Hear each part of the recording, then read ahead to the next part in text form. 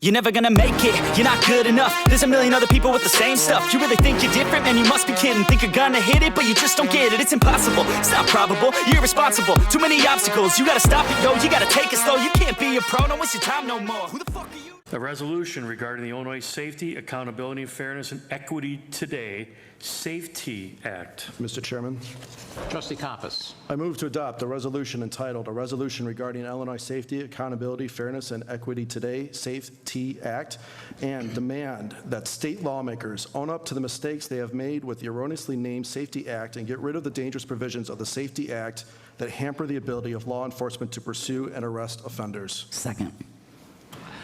And I'm going to read the resolution first and make my comments first, and then the board can clean up anything that I've missed, because I've been dealing with this for quite some time, both legislatively and with other towns as well. But so a resolution supporting continued efforts to resolve public safety concerns with the Safety Act. Whereas the Village of Orland Park's mission is to provide services that ensure a high quality of life, sound fiscal management, and a dynamic business environment while creating an inclusive community that values diversity. And whereas providing a safe and secure community for all Orland Park residents and businesses is a focus of the village's priority plan. And whereas the Orland Park Police Department has been a leader in police training, policy and practice, accountability and transparency. And whereas the village values public engagement and stakeholder involvement to ensure all perspectives are considered in the development of legislation. And whereas on January 22nd, 2021, the Illinois Safety, Fairness, and Equity Today Act, Safety Act, was signed into law, which imposes significant changes impacting many aspects of criminal justice system, including pre-arrest diversion, policing, pre-trial sentencing, and corrections. And whereas the Safety Act was poorly drafted, nearly 800 pages, and passed in the middle of the night with little to no public debate. And whereas the state legislature has since made a handful of changes to the Safety Act, but there are still many provisions in the sweeping new law that are not workable and or create public safety concerns. And whereas the law abolishes cash bail as of January 1st, 2023, that all defendants charged with criminal acts should be released from custody without posting monetary bail, which will cause major public safety issues. And whereas violent offenders who are released on electronic monitoring and choose to violate the terms of their release have to be in violation for 48 hours before law enforcement can act. Whereas this denies crime victims their constitutional rights from Article 1, Section 8.1 of the Illinois Constitution, codified in the Rights of Crime Victims and Witnesses Act, that mandates that crime victims shall have the right to have their safety and that their families considered in denying or fixing the amount of bail, determining whether to release the defendant, and setting conditions of release after arrest and conviction. And whereas eliminating bail not only contradicts previously established and superior law, it places crime victims at a greater risk to be re-victimized and unnecessarily subjects witnesses to threats and intimidation. And whereas the law severely weakens the habitual crime statutes and three-strike sentencing laws, making it harder for our criminal justice system to keep repeat violent offenders off the streets and behind bars. And whereas the village worked with the Illinois Association of Chiefs of Police to share public safety concerns about the Safety Act after its initial release and during consideration of subsequent trailer bills.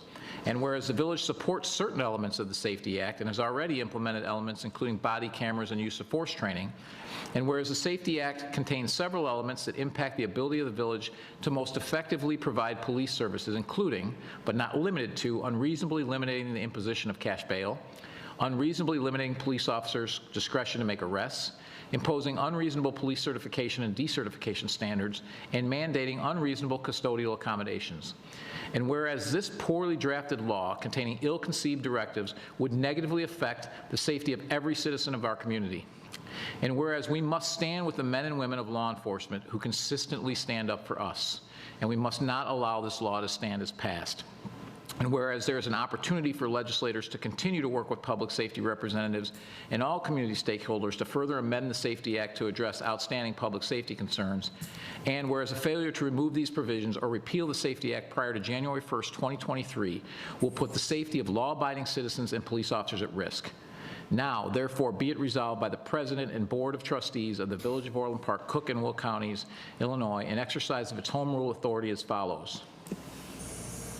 The Village of Orland Park demands that the state legislators work with public safety representatives and all community stakeholders to fix remaining problems with the Safety Act, including but not limited to unreasonably limiting the imposition of cash bail, unreasonably limiting police officer discretion to make arrests, imposing unreasonable police certification and decertification standards, mandating unreasonable custodial accommodations, unreasonably allowing offenders to violate terms of their release, and violating victims' rights as outlined in Illinois law.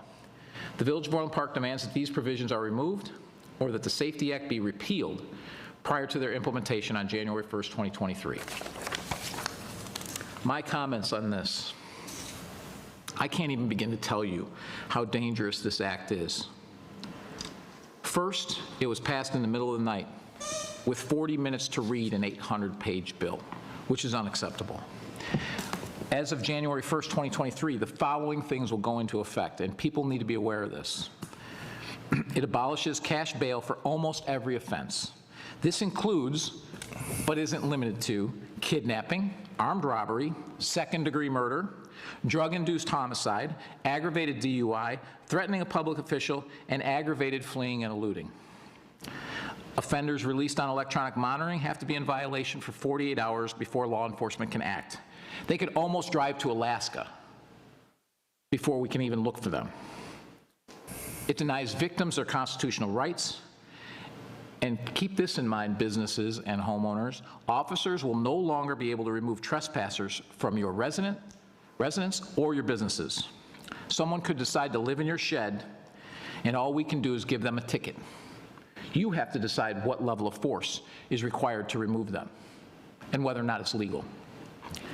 This is a massive threat to the residents of Orland Park, Cook County, and Illinois. I want to remind voters that several elected officials that will be on the ballot in Orland Park voted for this abomination. Senator Michael Hastings, Senator Emil Jones, and Representative Justin Slaughter all voted to put criminals ahead of the safety of law-abiding citizens and police. In particular, Senator Hastings, who personally told me that that he had a family and that this bill was horrible and there was no way he would vote for it. An outright lie that, in my opinion, disqualifies him to hold his office. I will gladly cast my vote for this resolution and demand the repeal of the Orwellian-named Safety Act. But it doesn't end here. There is currently a bill in front of the House to remove school resource officers from our schools, which means no resource officer at Sandburg High School. The city of Chicago has already done this. I personally don't want to see the city of Chicago become the standard for how we conduct public safety, because they've abandoned their police officers and abandoned their residents and created a war zone full of criminals. There's also a bill to make fentanyl a misdemeanor in this state. And I want to remind you that we have representatives that currently represent us or will represent us potentially in the federal government that voted to not extend the fentanyl ban federally. Fortunately, it passed, but there are people that actually believe that we shouldn't have a ban on fentanyl that currently represent our community. That's just absolutely unacceptable. It's like they won't stop until they destroy our communities and our society. We all need to take a stand against this. This is a very, very dangerous bill. I'll open up the comments to the floor. Mr. Chairman? Trustee Compass.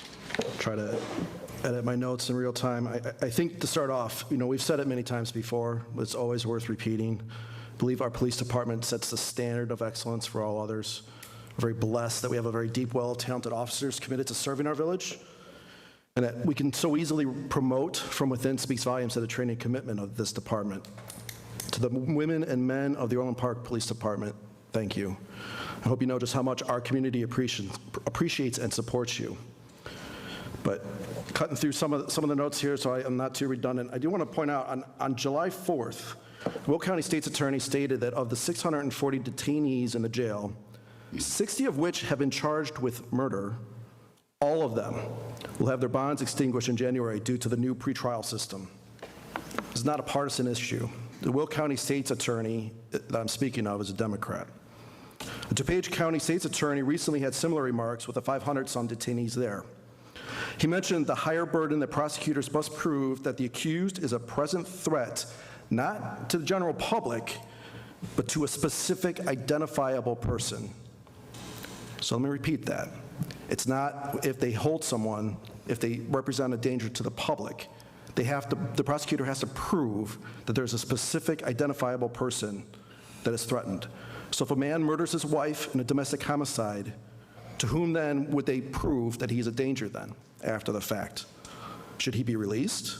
Should someone who killed someone in crossfire on a highway be released because the threat was not specific to that person? Since when must acts of evil be specifically targeted to be considered dangerous to our community?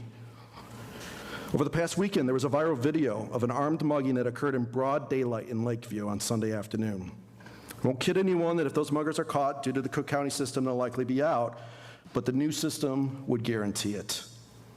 How could a prosecutor prove that they pose a specific threat to an identifiable person when they certainly did not know the woman that they mugged?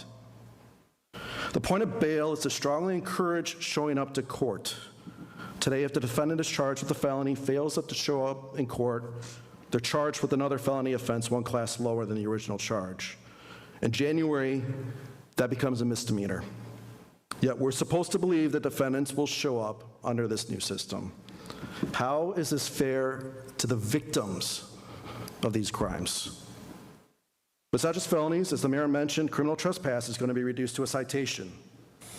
So you might be considering what happens for retail and restaurants. You can also see how this is going to go sideways for you personally. What happens if you return to find someone swimming in your pool? Or worse, what if your teenage child has a stalker that decides to hang out in your backyard and you can't prove the threat? What does that mean for us? Just the tip of the iceberg to a 764-page bill that's since seen some revisions, but not nearly enough. Again, for the representatives and senators that voted for this, why do they feel it necessary to wait until after the election for these provisions to take effect? That's cowardly. I implore our residents to read more about this act, contact your representative and senator, ask if they remove the provisions that endanger the lives of all citizens, especially our law enforcement officers. Mr. Chairman? Trustee Malani. I think Mayor Pica and Trustee Campos summed up quite a few of my thoughts. However, I'd like to share a few more things about this law. Here's an interesting one that I found. Suspects will be allowed 3 free phone calls prior to being questioned. I guess that's to get their facts straight. There's been controversial changes to the policies around arrest and release from police custody that could actually place additional stress on our system. And most importantly, there was no funding for training included in this bill for frontline officers. So once again, we have unfunded mandates from our state, and we must foot the bill. The state, in its infinite wisdom, once again in law enforcement, has quickly decided to make the career of a police officer more dangerous while making the career of a criminal easier than ever. And as Mayor Pica mentioned, there was a laundry list of non-detainable offenses that go into effect as part of the Safety Act. So what does that exactly mean? It means that these criminals be allowed to commit crimes and to be charged with these crimes and released without bail. Some of them that he didn't list include arson, burglary, robbery, and intimidation among the other ones he listed. So I think this paints a pretty good picture of why this law really needs to be reconsidered. And as we've all mentioned in previous meetings, our department goes above and beyond to protect our community, be involved with our community through outreach, and continuously adds new programs to protect and serve Orland Park. The Safety Act laughs in the faces of these officers that provide those services. While it is great that Orland Park has been proactive with our decisions like body-worn camera programs, mental health services, partnerships, and extensive community outreach plans, the Safety Act will do nothing more than place extra strain on our system while providing criminals with more flexibility and privilege. I really hope that our state steps back, reviews the situation, and reconsiders. Unfortunately, I don't think that's going to be the case. Are there any other comments? Mr. Mayor, Trustee Katsinas. I think Bill and I are the two, or Trustee Healy and I are the two grandparents. Oh, I'm sorry, Mayor Pico as well. You think of this and the repercussions with kids and your grandkids and the direction these type of acts are having on our society as a whole. This weighs the criminal instead of the victim. The criminals are having more and more rights, where the victims that are getting victimized They're just being pushed aside. So as Trustee Compass and Milani said, please reach out to your elected officials, ask them to remove these unbelievable, items on this bill that really hurt society as a whole. It doesn't matter what your political persuasion is. Thank you. Any other comments? Mr. Mayor, Trustee Healy. I found out the other day that I'm an enemy of democracy. And, watching how the governor here and the legislators passed this middle-of-the-night effort, I guess I'm an enemy of that, too. That's not democracy. It's tyranny that they're using here. Another side issue, which I've personally been talked with some people about is I know three judges I've discussed with their retirement. They've got 25, 30, 40 years with the circuit court. They've tried a lot of criminal cases. But the impositions on them, the judges, is just as strenuous as, maybe not as much as the police, but they've got to reissue a report after every hearing, and they've got to do a detailed study about it. The workload is just impossible, and they're getting out while they can. So you're going to see a lack of, on the judiciary, which is our last line there of defense. Some good guys are retiring from the bench with a lot of good experience, and they'll be replaced by the low bail group, the no bail group, which is not going to make us safer at home. There's a website out there that I look at, is CWB Chicago, where I've been watching for a year, where you can see these evidence of videos of people being mugged, shot, and the stories behind them, the stories about the judges and that who failed the system. 5 years ago, I felt like before we got elected, I felt we were safe here. But in our tenure, safety has gone off the rails, and in our tenure on this board, we've done everything we can, I believe, to help make people safe, but the state has gone awry, and I don't think it's not just one bill. As Keith said, there's a number of bills out there. You have to stay vigilant against the evil that's out there. So we'll have to do our best, and just encourage everybody to do what they can to help stop this oncoming crime wave. Thanks. Mr. Mayor. Trustee Radiszewski. I'll chime in with some comments, and thank you, everyone, for your comments. I agree with all of them wholeheartedly. This act, it scares me. It definitely poses a threat to public safety, to victims, to witnesses of violent crimes. But one thing that we kind of didn't address is how people are going to take the law into their own hands. So, Sean, you mentioned about, what if you get home and somebody's in your pool, or, you have a daughter and the stalker is outside in the yard, and all you can do is call the police, and the police, will give that person a ticket. I can only imagine that a father, a husband, just a loved one is going to want to protect their loved one. If somebody's trying to hurt my child, how are you, not saying that I would take the law into my own hand, but I could just see how that could happen. More and more people are buying guns because they're not feeling safe. I just think it's just anarchy. So definitely, please, I think everybody needs to speak up.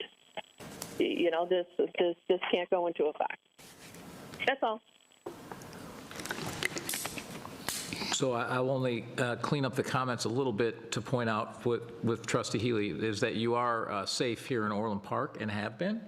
But the pressure on our police because of these policies, and by the way, this is Kim Foxx's policies on steroids.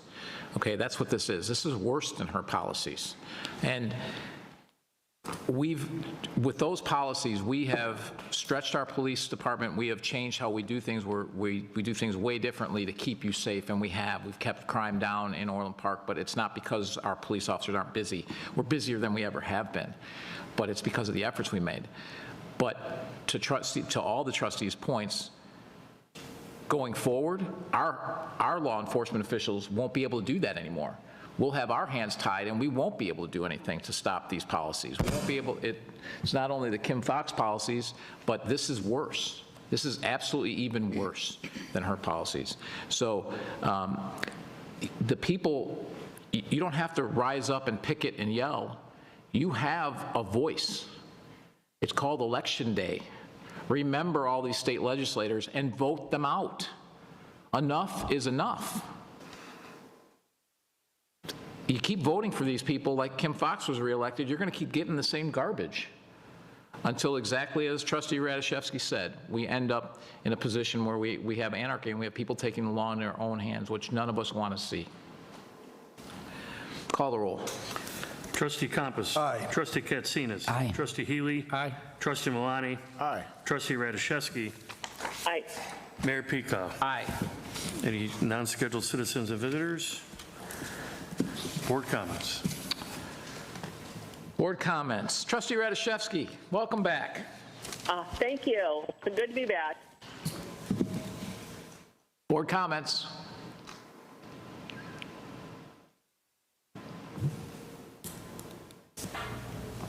Trustee Radiszewski, do you have any comments? Do I have any comments? You know what? I just want to say thank you to the board.